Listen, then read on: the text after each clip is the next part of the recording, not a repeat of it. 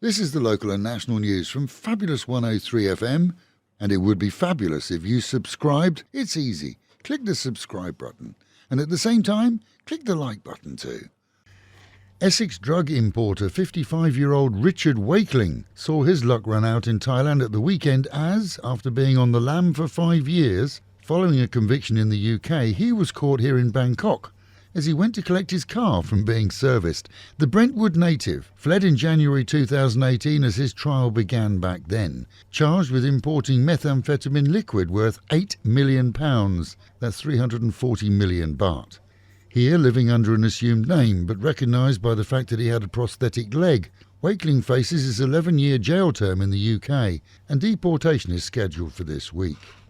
Pre-departure COVID tests for those travelling from here to India are the last to have been dropped this weekend, making flight free of testing to India along with China, Hong Kong, Japan and pretty much every country which had initiated the requirements last month. Tourist numbers this year for Thailand, then, are on the upswing.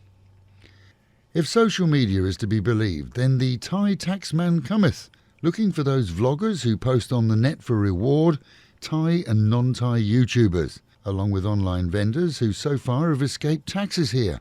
That's about to stop. And with YouTube, owned by Google, which is well represented here in Thailand, even those who work under assumed names can easily be traced. As they work or appear to, so non-Thais are required to have work permits under labour laws, and earnings are subject to tax and social security.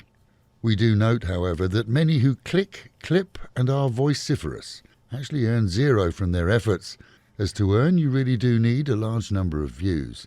That, though, doesn't devoid them of the need for a work permit or visa, as working for or not working for reward sees those required. As of last week, Thai limited companies no longer require 3 but only a minimum of 2 shareholders, this according to amendments passed last year. With some expats seeing this as a break, allowing them to operate businesses with just one Thai partner, that in many cases is beyond financial danger limits. As with your Thai partner being the major shareholder, foreigners put their investments at risk. Better by far to have 3 or more shareholders, as then no one person can grab control. In the capital, police applied at the weekend to the courts to further detain 5 people facing charges of assault and robbery on a computer programmer who worked on an illegal online gambling site. All can expect to remain behind bars for at least 12 days as inquiries progress. This, as it's claimed they might otherwise run away or interfere with witnesses. They'd accused the programmer of skimming money from the site accounts, a claim that he denies, but saw him beaten, robbed of 8,000 baht and threatened with more violence, all of which led him to report to the police, despite knowing that he was working in an illegal operation. It was he too who claimed that a senior police officer actually owns the illegal operation, a claim which has led to a full inquiry.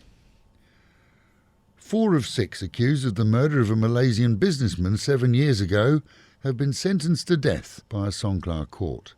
The 54-year-old dead man was in dispute with another Malaysian over 270 million bahts worth of debt, a row that escalated to he and his wife being shot while driving their Mercedes in the Hat Yai district of Thailand. His wife, she survived and told police that they'd been tailed by 3 or 4 other vehicles before shots were fired.